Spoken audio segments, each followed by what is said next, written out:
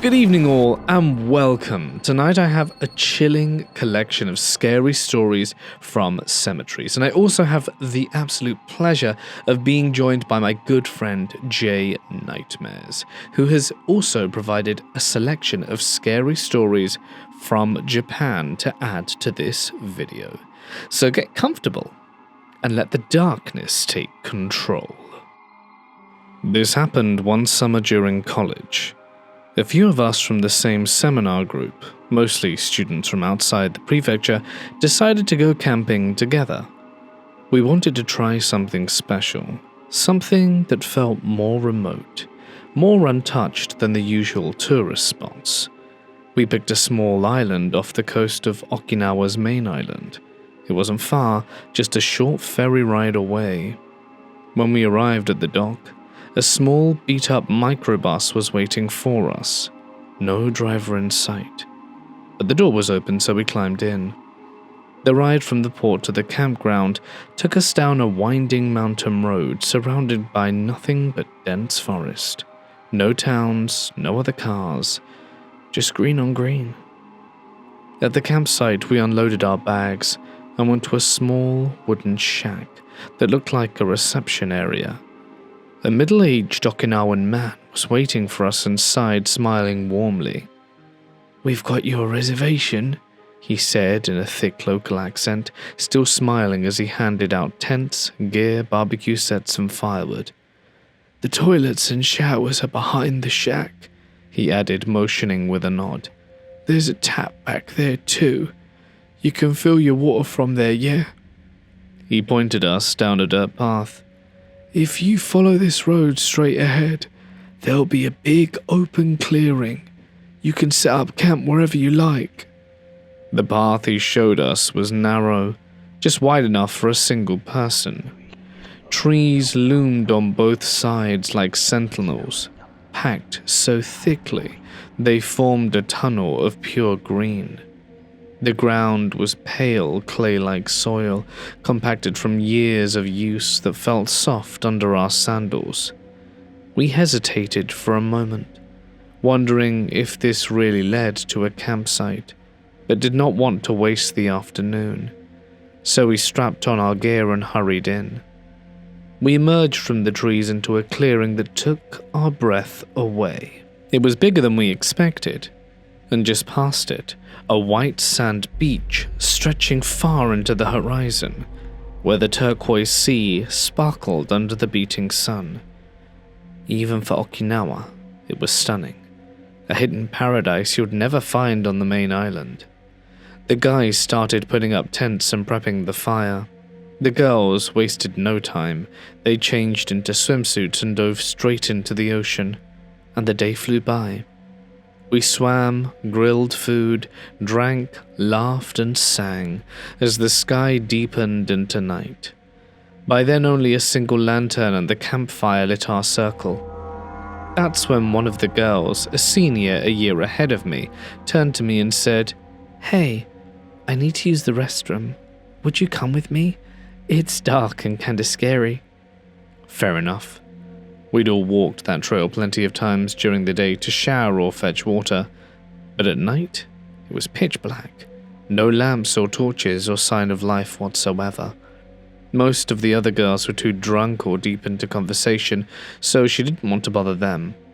I was free, and agreed. We took a lantern and entered the woods. The path was narrow, too narrow to walk side by side, so I went first holding the light. She followed behind, and I could feel her gripping the hem of my t-shirt tightly. She was clearly afraid, but oddly after a few steps I noticed her pushing against me, walking faster than me, almost shoving from behind. "Whoa, senpai, easy, you're gonna push me off the path," I said. But before I could finish the sentence, she suddenly darted past me and sprinted down the trail at full speed.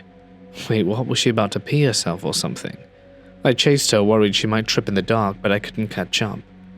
By the time I reached the shack, she was already there, collapsed on the ground beneath the single street lamp, pale and shaking. "Senpai, are you okay? Did you fall?" She didn't answer right away, but she was trembling, and it took me a moment to realize she was crying. You didn't see it?" she whispered. "See what?" You didn't..." She looked at me, face soaked in sweat, skin pale as a ghost. "What thing? What are you talking about?" I don't want to talk about it here. Let me use the toilet first." Still wobbling, she stood up and disappeared behind the shack towards the bathroom. On the way back, she refused to go through the woods again. No matter what I said, she wouldn't step into the path. So we wandered around in the dark trying to find another way back. Eventually, we reached the beach and followed the shoreline barefoot into the cool white sand, heading back towards the tents. And that's when she told me. "You remember the trees along the path, right?" "Yeah. I mean, the whole trail was lined with them, nothing but trees on both sides." "I was scared, so I just kept staring at your back the whole time. But even when I was looking at you, I could still see the trees out of the corner of my eye." That made sense. The path wasn't completely enclosed. You could glimpse the forest around you. "Even though it was pitch black, I could still see the trees." There was a strange hush between us, the sound of waves, our footsteps in the sand, and then she stopped walking. "I realized they weren't trees." "What?" Her voice dropped to a whisper. "They weren't trees. They were old people in white kimono, lined up staring. The blackness between them, it wasn't the shadow. That was the space between their bodies." The lantern crackled. Surely a bug flew into it, but the noise made us both flinch. She cried the whole way back to camp. We got her tucked in, the rest of us drank a little more, and laughed it off. I drank because I didn't want to question the truth in what she saw. Eventually I passed out near the ashes of the fire wrapped in a towel. The next day was hot. The sun was directly overhead, and the cicadas screamed in the trees. I had a killer hangover. We ate, packed up, broke down the tents, and the same senior girl, thankfully, seemed back to her usual self, and I was relieved. As we returned the camping gear to the shack, the old man came out smiling. "Did you enjoy the camping trip?" he asked as cheerfully as the day we arrived. "Yeah, it was amazing. But..." And then I hesitated. "What was that?" "Well, the forest path past the clearing." "Oh, sorry about that. Should have told you beforehand. You wouldn't have come, though." "What?" "You took the forest path, did you?" he asked, still smiling. Sort of. That path cuts through the edge of the village graveyard, you know." "Graveyard?" "The campground was built later. Couldn't very well run a path through the tombs now, could we? So they made that one instead." I stood there frozen and he kept smiling. "Oh, and it's that time of year, innit? What do you mainlanders call it? Obon, when the ancestors come back." I suddenly realized we hadn't seen a single other group at the campsite the whole time. "Normally the campground is closed this week, but I took your booking by mistake, and then it was too late." He laughed again, casually brushing it off, and I turned, feeling a strange chill behind me. My senior was standing there, pale again, and she looked like she was about to cry. Some places are beautiful because no one else goes there, and perhaps there's a reason for that. In 1984, my family and I buried my little brother. He was 10, far too young to go. He used to build these tiny wooden ships and let them drift off down the creek behind our house, like they were going somewhere far away. After the accident, we laid him to rest in a cemetery just outside of town. It never really felt like him, but it was all we could do. A year later, my old college roommate Julian died suddenly of heart failure in his sleep. He was my closest friend back then. Funny, brilliant, and a little bit chaotic. We had dreams once, big ones. But after school, life pulled us in different directions. I didn't go to his funeral. I told myself I had work, but that really wasn't it. I just couldn't face him. A few years passed, and I found myself back at the cemetery, ship in hand, ready to leave something behind for my brother. I stood at his grave for a long time, not saying anything, just taking in that sweet peace of the graveyard and listening to the stillness. That's when I thought of Julian. I remembered someone telling me he'd been buried here too. No idea where exactly, so I started looking. I wandered for ages, reading names stone after stone. The sun was high, and the sky was pressing down on me. And then I started to feel watched. That strange prickling feeling in the back of your neck that makes you check over your shoulders. But when I did, there wasn't anyone there. Eventually, I ended up in the oldest part of the cemetery.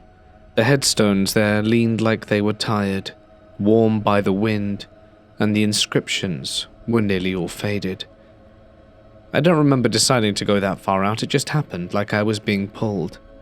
I gave up, turned back, and I wasn't even walking the paths anymore, just stepping over graves, trying to get back to some familiar footing, and that's when I tripped hard and landed on my hands and knees.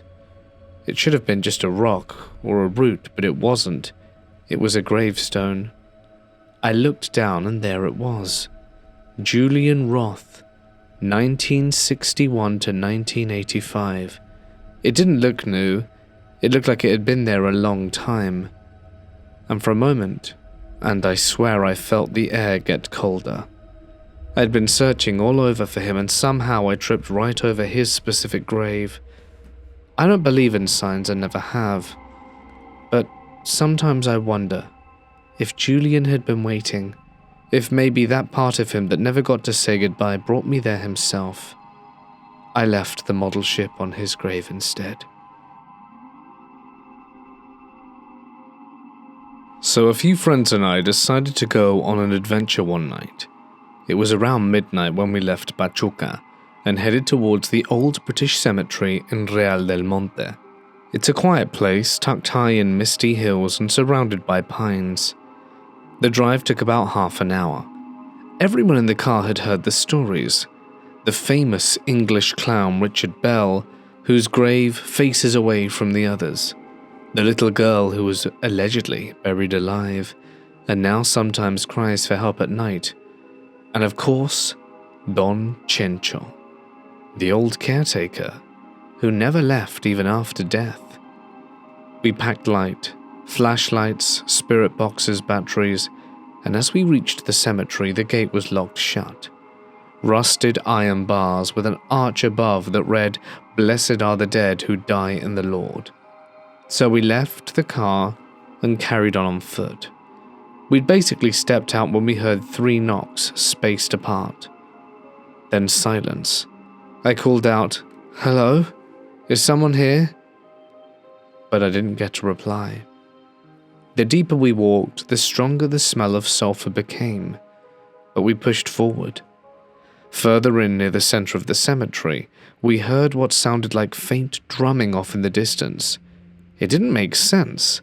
There's only one road in and we hadn't seen a single soul. The cemetery surrounded by thick forest, no houses, no streetlights, nothing. That's when we heard something else. The sound was soft at first and hard to really make out.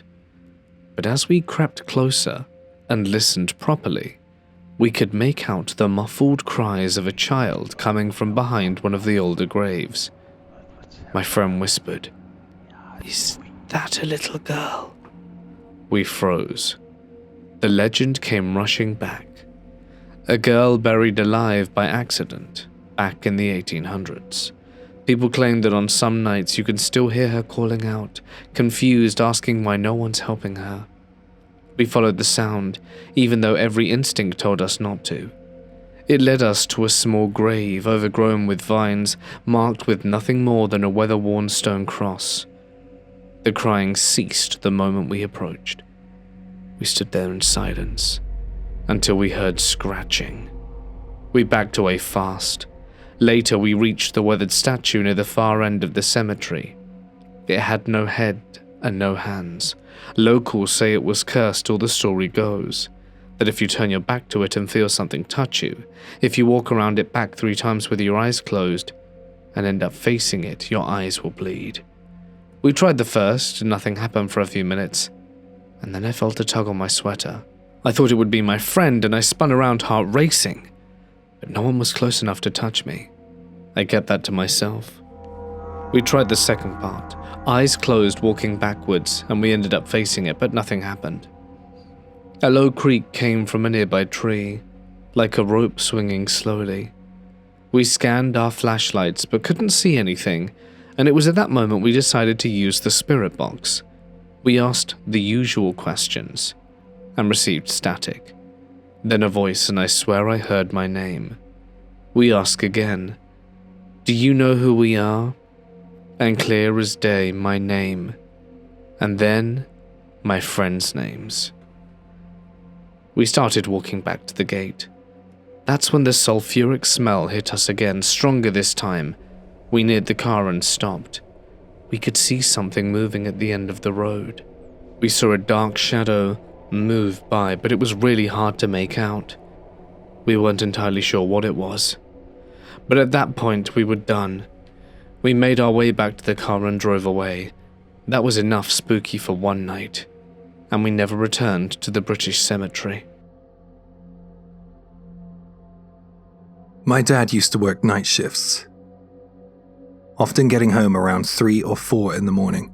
His job kept him out late, so the streets were always deserted by the time he'd head back. He drove to work, but instead of parking at our block of flats, he'd leave the car at my grandparents' house, which was just down the road. Now, right near my grandparents' place, about 100 meters away, there was this small, old cemetery. As a kid, I remember walking past it a few times. One day, when the gate was left slightly ajar, curiosity got the better of me, and I decided to sneak inside. The iron gate creaked when you pushed it open, leading to a narrow path with a row of 6 stone Jesus statues on the left. The graves themselves were all crammed together, large and small, creating a kind of claustrophobic feeling as you walked between them. During the day, the place didn't seem so bad, but at night, different story. The area was dark and quiet, with hardly any houses nearby. It always felt like the kind of place you'd want to avoid after sunset, like the shadows themselves were watching you. One particular night after a long shift, my dad was driving back, and for some reason, he was really craving a fizzy drink. You know how it is when you've got that one thing on your mind and nothing else will do. Well, that's how he says he felt. So he stopped at a couple of vending machines near our place. They were all sold out. Frustrated, he remembered that there was a machine right next to the old hairdressers by the cemetery. It was past 3 a.m. and the streets were dead quiet. No one was around, not a soul. The only sounds were his own footsteps and the soft hum of the wind. As he got closer to the cemetery, something felt off. You know that feeling when the air just seems heavier, like something's about to happen. That's how he described it later. Suddenly, he heard faint voices in the distance. He thought it was a group of people maybe having a late night drink or something. But it seemed strange. Who would be out this late? And why here of all places? He kept walking, and the voices grew louder. Laughter, clinking glasses, and muffled chatter. Like there was a whole group having a party nearby. Who in their right mind is drinking at this time of night, he thought. And then it hit him. The voices weren't coming from the street or any nearby house. They were coming from inside the cemetery. He stopped, dead, in his tracks, feeling his stomach churn with unease. The very thought felt disrespectful, like tempting fate. Why were people doing that? But determined to get his drink, he kept moving. By now he was at the vending machine, his hand hovering over the buttons. He could still hear those eerie party sounds coming from behind him, somewhere in the cemetery. And though he was trying not to pay attention, something about the laughter he had heard had changed. It had become strange, distorted, almost hollow, like it was echoing from far away. Not in a normal way. He pressed the button, and with a loud clunk, a can of fizzy drink dropped out. The second it did, everything went silent. Completely silent. The sudden absence of noise was more unsettling than the laughter had been. His pulse quickened. He grabbed the can, trying not to look over his shoulder, but that awful feeling of being watched crept over him. It felt like eyes were boring into his back, urging him to turn around, but he couldn't bring himself to do it. His instincts told him something wasn't right. Something was waiting. His heart was racing now. He turned away from the vending machine and started walking back, a little faster this time. Then he heard it. Soft footsteps behind him, slow and deliberate. First he thought it was his imagination, but the sound grew louder, closer, like someone or something was following him. The cemetery was just to his left now, the shadowy graves barely visible under the dim streetlights. He knew he shouldn't look, but curiosity tugged at him. Against his better judgment, he glanced sideways, and that's when he saw it. A figure stood amongst the gravestones, tall, motionless, and too far away to make out clearly. But what chilled him to the bone was the way it was just staring straight at him, unmoving, with an intense gaze that seemed to pierce through the darkness. No one else was there, just that single figure in the middle of the cemetery. Dad's body went cold. He wanted to run, but his legs felt like lead. So he decided to get back to his car. The safety of the car seemed like heaven. He tore his eyes away, picked up his pace, and tried to act like he hadn't seen anything. But the feeling of being followed grew stronger. It was as if that figure was getting nearer, closing in on him, but without making a sound. He was nearly at his car when he dared to glance back. And this time, it was right behind him, a man, pale as death, standing by the gate, watching him with cold, emotionless eyes. Panicked, Dad bolted for the car, his breath coming in sharp gasps. As he reached for the door handle, the hairs on the back of his neck stood up. He didn't look back this time. He just jumped into his car, locked the doors, and sped off. I was so scared I nearly collapsed right there, he admitted to me later. To this day, he refuses to walk past that cemetery at night. And every time we drive by, he brings up that story, still shaken by what he saw, or what he thought he saw, that night. He told me that he believes in the possibility that he saw a person rather than a spirit that night. And to me, that makes his experience all the more frightening. Someone alone drinking and laughing in amongst the tombstones that just stares at you. Well, that would be enough to send me running too. When I was in high school, I often used a shortcut when I was running late. It was a short path which went through a cemetery. One evening I felt a chill run down my spine while I was walking through there, and then it felt like someone whispered in my ear. It scared the hell out of me, so I ran for it. Later I managed to convince myself that it must have been my imagination, but that night I was proven wrong. Something had started. I woke up in the middle of the night to see a woman stand by my bed. The second I saw her, I was instantly paralyzed. I wasn't able to move anything except my eyes, so I kept my eyes on her. She was wearing modern-day clothes and had short hair, looming over me from the side of the bed, and was grinning. To see the whites of her eyes and her teeth lurching out of the darkness was utterly terrifying. I think at this point I lost consciousness because when I opened my eyes again it was morning. Well, if that would have been the end of my experience with the smiling apparition, then I could have counted myself lucky. But sadly there was more to come. The next night I woke up again and saw that woman. I tried to shut my eyes, but when I did that, she began whispering. I tried a different tactic. I repeatedly told myself that it was just a dream, but doing so didn't make it any easier. It just mentally exhausted me. This happened the next night, and the next. I think that I was noticeably different during that period because my parents, classmates, and teachers were all seemingly worried about me. I even saw looks of sympathy from strangers cast my way. I doubled down with my stubbornness and told myself that it was a dream and I had power over my dreams. Each day I would prepare myself for my nightly battle, but I kept the nightmare woman to myself.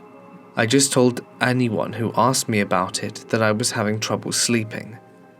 I think that I couldn't bring myself to admit what was happening. I stopped being stubborn, and around the 4th or 5th day I just didn't have much fight left in me. I was thinking of going to my parents with my problem, but that night a savior appeared at our home. My cousin. My cousin was going to be spending the night. He lived in a different town and was older. He wanted to go see some museum or exhibition or something in our area, so that's why he was spending the night with us.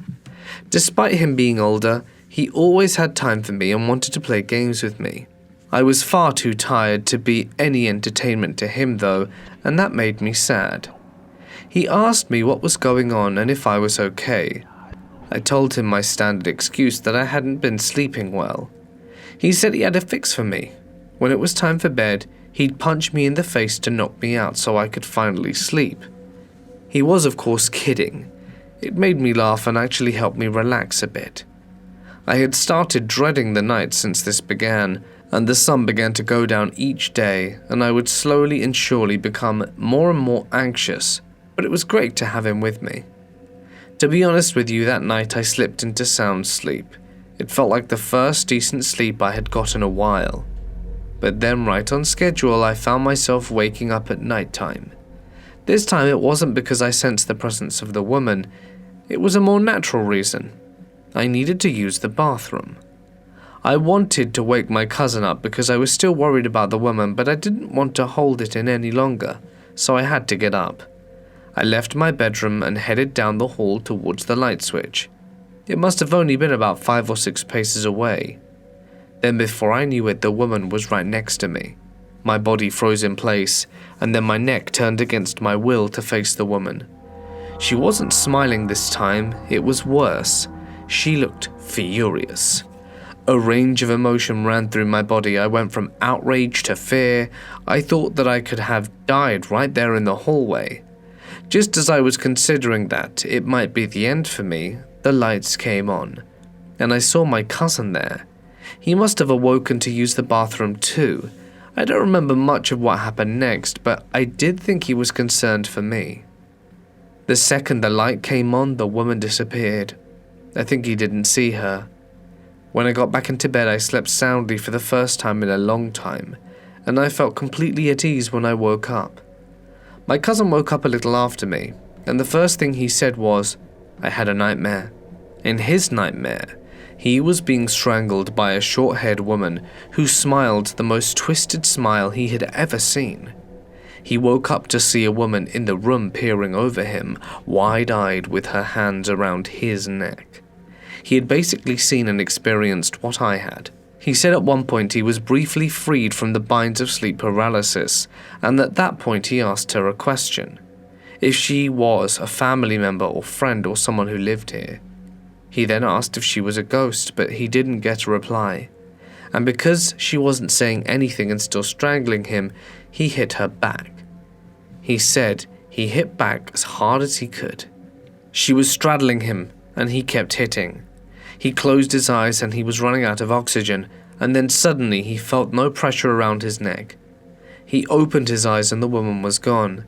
He then went to sleep, which for me is pretty shocking. I told him about my experiences and said that I believed the woman was a spirit that latched onto me during a walk through the graveyard. I don't know if that was a ghost, but something was strangling me for sure, and I definitely hit something, he replied. He believed it was a bad dream and nothing more. He thought he may have punched the wall or something, but my cousin had bruises on his neck the next morning. If they are unrelated, then that's one hell of a coincidence. Maybe it was all just a dream, but the fact that it happened to both of us had me doubting that. That was the last time I saw the smiling woman. By the way, I read online that if you ever have sleep paralysis, you can get out of it by trying to click your tongue repeatedly. Advice for next time. This happened when I was in elementary school. My family, me, my 2 older sisters, and our parents went to visit our family grave. We live in Kanagawa, but the cemetery was in Chiba, so it was a bit of a trip. Unfortunately, on the way there, we hit a major traffic jam due to an accident on the highway. By the time we finally got to the cemetery, it was late in the afternoon and the sky was already dimming. The whole atmosphere felt a little eerie. But we'd come all that way, so we went ahead with the visit anyway. While my mum was cleaning the gravestone, I noticed something strange. From behind a large monument in the distance, I saw what looked like a person peeking out at us. I couldn't take my eyes off it, but since we were about to pray, I tried to shake it off and joined my family in lighting the incense and bowing my head. I closed my eyes and I put my hands together. But I couldn't help myself. I opened my eyes just a little to check again. I watched as my breath created a little puff of fog as I breathed out.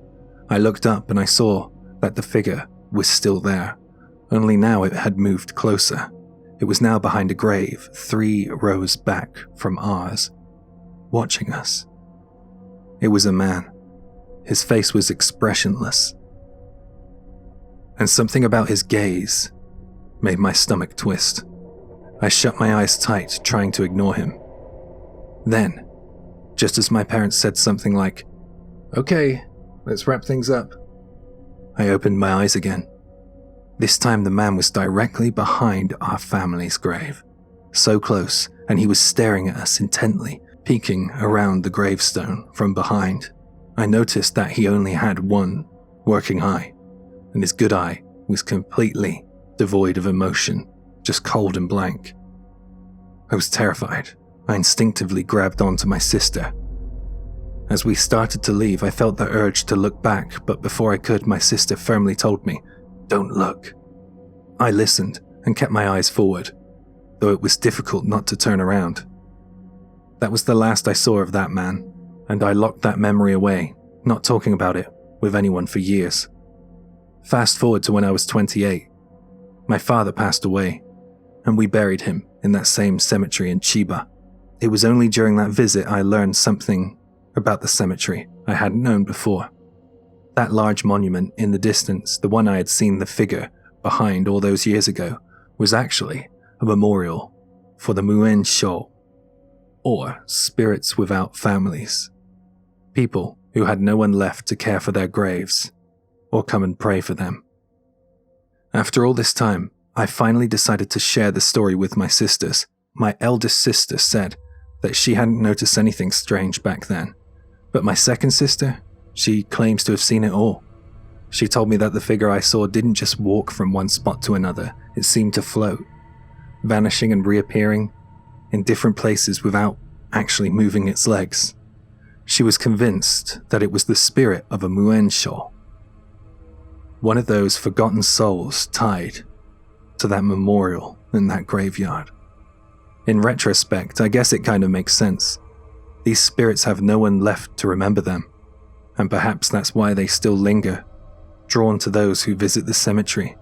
It makes me feel sad rather than frightened, but I can assure you at the time, it was terrifying. For context, my boyfriend and I tend to walk our dogs late in the evening due to them being reactive. Tonight, we walked them. We left our house at around 12:45 a.m. Our route goes through a graveyard, and we walk around and then to a park. During walking in the graveyard, I tend to talk to the graves, but today I decided to read their names and simply say, "I hope you're resting well," which is a common thing, but I haven't taken the time to read them before. Nothing happened in the graveyard, so it has no correlation, but I feel the need to mention it. About 20 minutes later, when we were walking down a long dead road, lit only by the occasional street lamp, we saw a man in a suit humming. Bear in mind, it's now 1:15 a.m. on a Tuesday, and we live in a small town, and it is unusual to say the least. When our dogs see this man, they start whining and getting stiff, pulling and trying to bark at him. One of them normally never does this. At first we thought she'd seen a fox, but even then her reaction like that due to a fox was strange. We carried on, but what happened next made me question how these two encounters might have been in correlation. While walking past this humming soup man, I witnessed what appears to be a woman in baggy clothes walk in the distance towards us. 2 minutes later, we get into the park, which is fully gated with around a 6-foot barred fence, which is where we let the dogs off to have a run. This woman is walking directly past us, very close to this bar fence, just staring. I never saw her features, but could very obviously tell. This made me hesitate to let the dogs off. This happened at the bottom of the small field. In the end, she looked forward and carried on walking, so we carried on. Me and my boyfriend started our way up the field towards the entrance. I was just talking to him about a dream I had when I was younger, when I looked at him and noticed the same woman from the corner of my eye, standing in the pavement outside the park, basically nose against the bars, staring at us and not moving. I said quite obviously, "She's staring at us." Then my boyfriend turned his head and saw her, then said quite loudly, "What are you doing?" As soon as he said that, she turned around and walked in a fast, strange manner, and vanished. We didn't see her again, but both of us were very freaked out at these colliding encounters, and soon headed home. I am a spiritual person, and I feel in my heart that these people were not living humans. It could be a creepy coincidence or a man from a fancy dress party and a woman tripping. I don't know.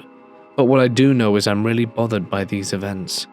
Do you think they were spirits minding their business? Or just curious? Or a warning, perhaps?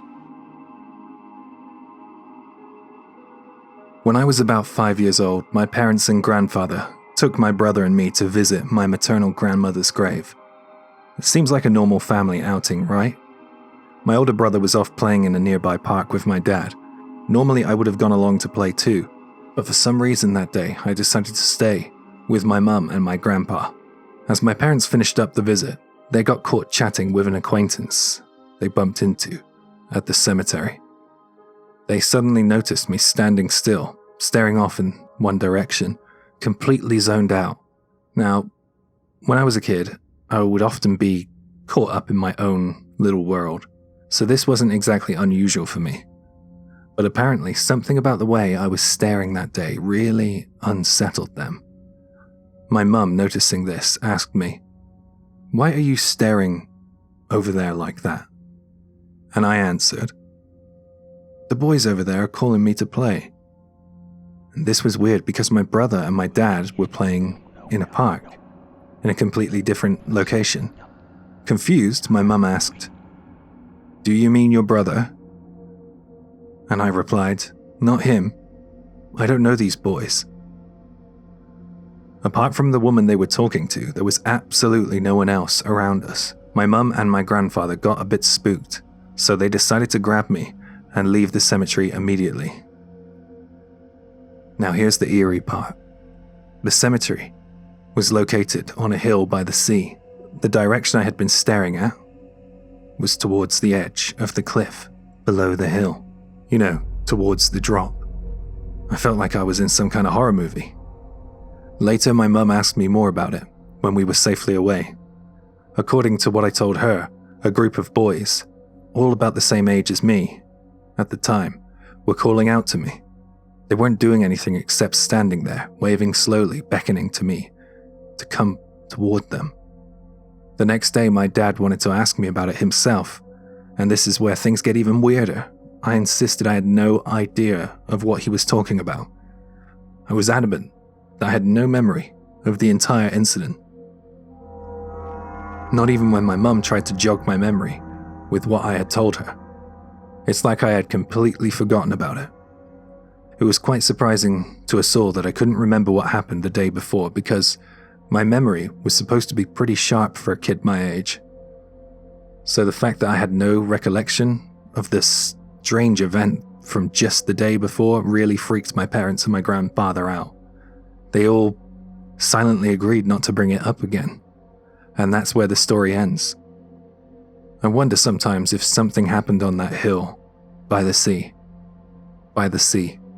Maybe some kind of accident in a time long ago. I live in a suburban area near a railway station that was supposedly built right over an Indian burial ground, where they neglected to remove the bodies before placing the tracks, so you can only imagine how disturbed the spirits were. Our neighbours that had lived at the end of the court had shared an experience with my parents of a night when they went to their backyard to calm their 2 dogs down that were barking uncontrollably towards their double-doored back gate. When they headed towards the gate to investigate what the dogs were barking at, they noticed a very broad, tall figure standing in the corner of the house and gate. When walking closer to the figure, they realized it was a headless man, motionless. They had quickly grabbed their dogs and rushed into their home. I overheard my parents sharing this story among others, and as interesting as all of this was, I was very skeptical, even as a child. My family lived in a single-story home on a long hallway that led from the living room to the garage with rooms and a bathroom in between. My sister and I lived at the end of this hallway with our rooms right across from each other. There was no need for anyone to pass our rooms except to get to the garage. My sister and I would sleep with our doors open at night because we were so young. I couldn't have been more than 5 at the time. Being this young, you don't really remember too much, especially vivid. This specific night I remember so clearly. I'm laying on my side facing my doorway in my 90s white iron daybed trying to fall asleep. As I'm looking out into the hallway trying to drift off, I see a pale, greyish little boy with no clothes coming around the right corner of the doorway on his hands and knees. He comes crawling abnormally fast into my room, heading straight towards my bed and disappears at my bedside out of sight. I'm completely frozen in fear and too scared to move, let alone look over the side of the bed to see what was beside it. I lay there for what was probably seconds before he pops up at the side of the bed, locks his eyes with mine, and lifts his hands and shoves me in my stomach. He quickly retreats back down to the side of the bed to the floor. I'm now curled up from the force of the shove and crying. I tried gathering myself for a minute and fearfully peered over the edge of my bed and there was nothing. The little boy had disappeared. As I grew older and years passed, I'd occasionally remember my experience with no recollection of anything before or after. However, I can replay what happened in that moment so vividly and in detail. He never appeared to me again for the remaining time living in that house as a child.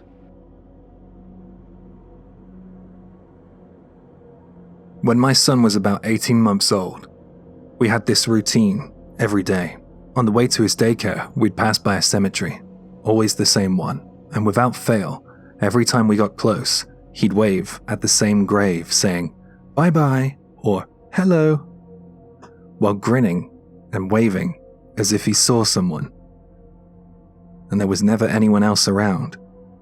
It wasn't like he was just mimicking me or anything because I wasn't waving or even acknowledging the cemetery. It really seemed like he saw something there, something that I couldn't see. It gave me a strange feeling every time. I mean, what could he have been possibly waving at? It made me wonder if young children really do see things that we don't. They have such innocent and open minds. Maybe they pick up on things adults can't anymore. My son wasn't talking much yet, but the way he interacted with that grave made it seem like he knew someone was there. In fact, I wasn't the only one who noticed weird things like this. A lot of other parents have shared similar experiences online. One woman said that her daughter would wave and say goodbye whenever they passed the same spot on their walks, which later turned out to be the location of a hidden cemetery. Another parent said their kid would sometimes point at an empty corner of the room, waving and greeting an old man, even though no one else was around. There are so many stories like that out there, kids waving at empty spaces or laughing at ceilings as if someone's playing with them. It really makes you think, are they just imagining it? Or do they know something that we don't? Some parents feel comforted. like their kids are connecting with something gentle. Others get freaked out and try to ignore it. Then, of course, some parents believe that their children might be interacting with something with ill intentions, a malevolent spirit. Personally, I never knew how to feel about it. I tried to brush it off, but it always stuck with me. My son eventually outgrew the habit of waving at that grave, and he doesn't remember anything about it now. But even after all this time, I still wonder, was there someone or something really there all along? I think it's kind of comforting to think that maybe our loved ones stay with us in ways we can't fully understand. And maybe, just maybe, our kids are able to see them. I'm pretty sure that I used to live on a native burial ground. We lived in rural New York State at the time, and were in that house from 2016 to early 2022. Most of these experiences took place in the latter years of me living there. There were many minor events that happened early on that aren't at all notable but can be fairly easily explained, but I only want to include the important ones. The first event that I recall was when we were playing hide and seek one day. My friend and I hid in a small cutout area from the exterior cellar door, when we were the only ones down there. My brother's friend came down and said he thought he saw someone and ran after them. We came out and asked him what he was chasing and told us it was only the two of us down there. We were all freaked out and went upstairs. The next one also happened in the basement. We were playing ghost hunting. My friend, the same one I hid with, felt something brush past him. We turned the light on and I tried to convince him that it was just his imagination, but then the light went out, and we wasted no time and booked it upstairs. It might have been a coincidence, but either way it still freaked us out. The next strange thing was a string of events that happened every night for about a month. I would wake up every night just past 3 a.m. feeling terrified and like I was being watched. Not long before this started happening, I was up late past my bedtime reading.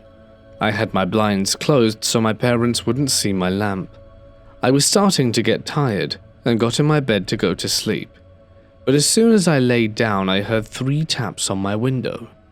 My room is on the 2nd floor. It was not windy, and there were no trees within about 50 feet of the house. I was freaked out and pulled open the blinds to see nothing. That was one of 2 sleepless nights in that room. The other was when I woke up to hear heavy breathing coming from the other side of the room by the closet. At first I thought it was my younger brother who shared a room with me, but it was too loud. I stood between his bed and the closet and heard the breathing coming from the closet. I woke my brother up and explained the situation. I had him hold a flashlight and shine it when I opened the door. I yanked the sliding door open, and the breathing stopped. There was nothing there, just a dresser and some clothes. I know it's not a vent causing it because the only vent was by my bed, and this had never happened before. A while after the previous events, my sister and I saw what proved the paranormal was real. We had just gotten done watching a movie with the family, and were the first ones upstairs other than my younger sister who was already asleep. The bathroom was at the very top of the stairs as soon as you got up. My sister and I were talking, and as we reached the top, we were both about to turn the corner to the bedrooms when we saw a dark figure about the size of my younger sister walk into the bathroom and close the doors. I thought it was my sister at first because I only saw it from the corner of my eye, but I looked in her room and she was fast asleep. I looked at my sister with wide eyes and said, "You saw that too, right?" And she confirmed what I had seen. I busted into the bathroom, flipping on the light and checking every corner, but there was nothing. We were shocked and just went to bed, not speaking about it due to the fact that everyone else would have denied our story. Later, we brought this up with my younger sister, and she refused to sleep in her room for a week after seeing a 6-foot-tall shadow figure watching her sleep. She came out of her room screaming one night and went to our parents crying, talking about a monster in her room. In the morning, she described it as a all-dark man-shaped figure in the corner. I stood where she said it was, and she said it was much taller than me, and I was 5'2" at the time. My sister and I then shared our story and everyone freaked out. This was in the summer of 2020.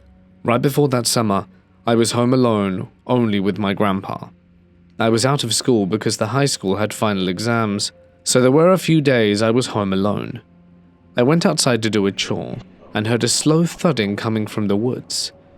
I tried to see what it was, but I wasn't overly concerned and just assumed it was my neighbors. It didn't seem significant until next summer. I remember the exact day because it was on 9/11/21. My siblings and my brother's friend, the same one from the first encounter, and I were out playing in the woods. These woods were weird. They gave an off feeling when you were in them. They had many rock piles which I assumed were native burials but didn't want to find out and risk disturbing a grave. The woods were on the back side of our property and were lower in elevation. They were thick and always cooler, at least 20 degrees so. I loved the woods and tried to be in them as much as possible. But these woods were different, and I never ventured too far out on my own. So we were just there playing, and we're pretty far apart down the wood line. We weren't even 100 feet in. I was with my brother and heard a very faint thudding like a drum beat, but I brushed it off. As time went on, it got louder to the point where my brother noticed it as well. He asked me if I heard it, and I said I did. He freaked out and said it was weed, but I calmed him down and convinced him it wasn't. We were both freaked out because it was coming from deep in the woods, where there aren't any houses for miles. We went down the wood line and got our sisters and his friend. We told them, and they said they heard it too. So we got out to the woods and just listened from the edge. My brother and his friend went to investigate but turned around 50 feet in. They said they looked down the hill and saw a native girl crouched at the bottom. They bolted back and told us to run. We went to the house, all terrified by what had just happened. My brother, his friend and I went back out and watched the woods with binoculars from just outside the house, but didn't see anything. All this time, the drums kept getting steadily louder to the point where it sounded like they were in the yard. Eventually we heard what sounded like thousands of crows going nuts, and then it stopped. It was eerily silent for a minute until the birds started singing again. We couldn't wrap our head around or explain it. All of these are major paranormal experiences. Before these incidents, I was extremely skeptical and didn't believe. I'm a very logical person, and have always been trying to explain away anything strange. I still don't believe in half the things people share, but I'm certain there is more to this world than meets the eye. Back in the days when Japan's railway system was run by the government, there were company housing units for employees, kind of like corporate apartments. These could range from apartment-like complexes to standalone houses, depending on the location. When an employee was transferred to a distant town, far from the main office or a place close to where the family usually lived, it wasn't uncommon for them to go there alone and live in one of these housing units throughout the week. My dad was also transferred to another town as a senior assistant manager. But instead of staying in the company's standard dorms near the railway yard, he was assigned to a more upscale house about 300 meters away, located halfway up a hill.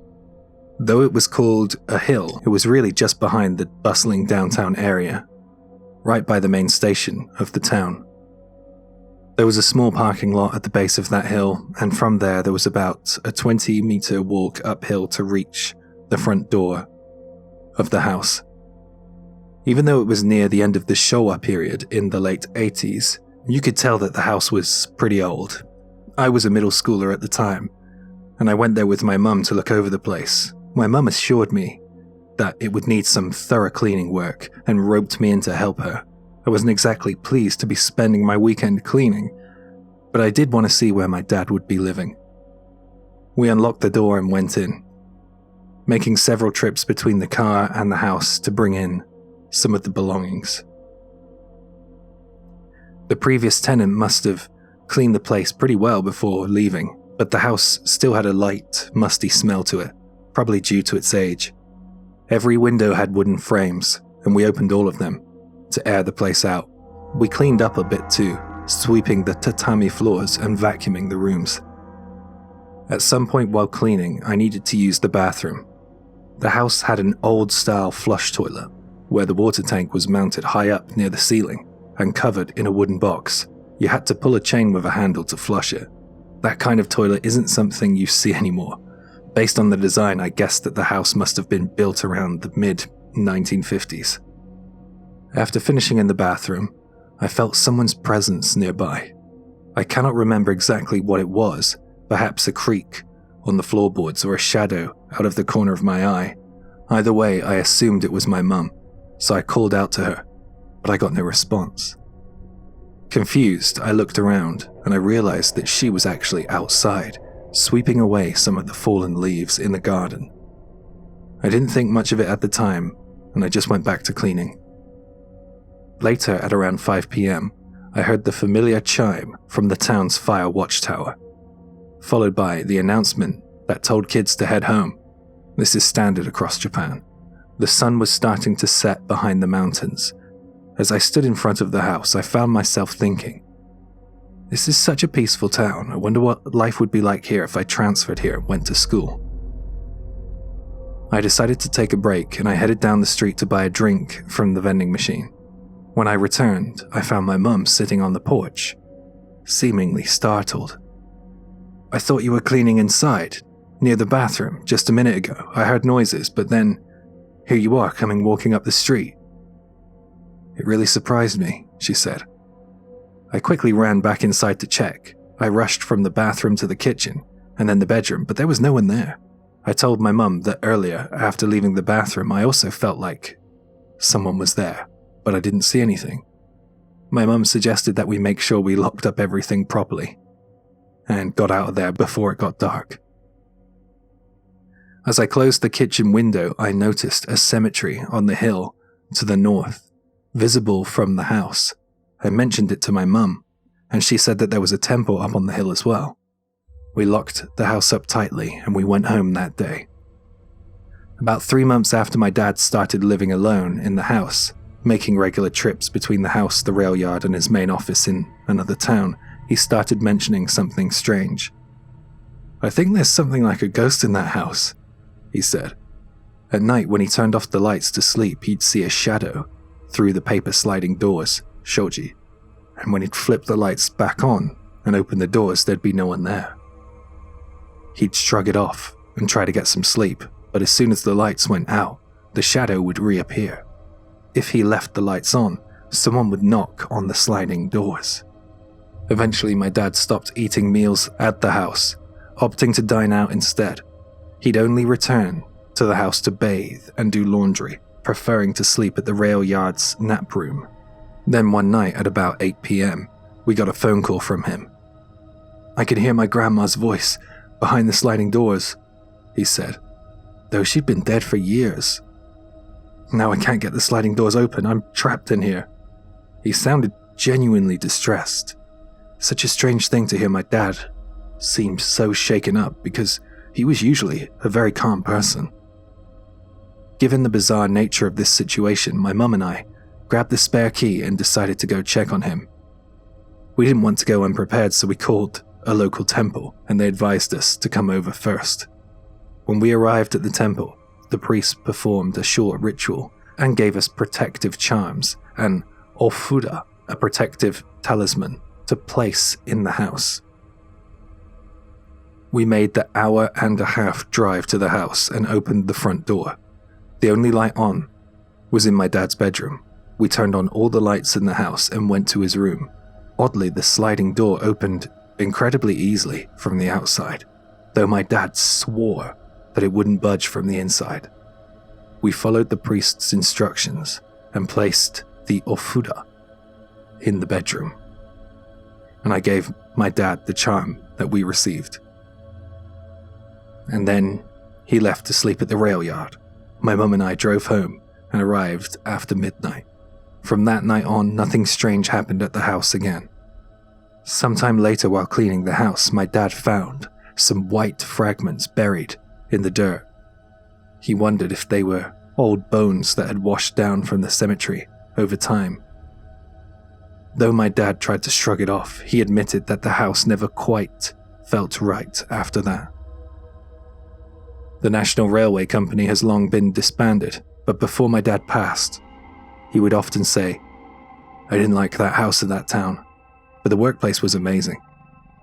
I was surrounded by good people and the town itself was nice." He'd also remark, "A lot of strange things happened there. Maybe it was a place where the past and the present kind of intersect, you know?" About 4 years ago, just before the pandemic, I visited that town again with my daughter on a train trip. The area had developed so much, it looked nothing like it used to. The old company house had been demolished, leaving only an empty lot, with no new house built on it. It was just barren. Time flies, and though I had hoped to see the house one last time, it's just a memory now I'll never be able to revisit. Hey guys, it's Mort here, and thank you very much for listening. I do profoundly hope that you have enjoyed tonight's selection of stories, and a huge thank you to my friend J Nightmares for joining us in tonight's video. If you would like a birthday shout out and other cool Patreon exclusive perks, feel free to check out the link which you can find in the description. And if you'd like to see more from my very talented friend, follow the link over to his channel to hear some exclusive stories from Japan that you probably have never heard before. I certainly haven't. But that's it from me. Stay awesome. Links on screen now, and I'll see you in the next one. Good night.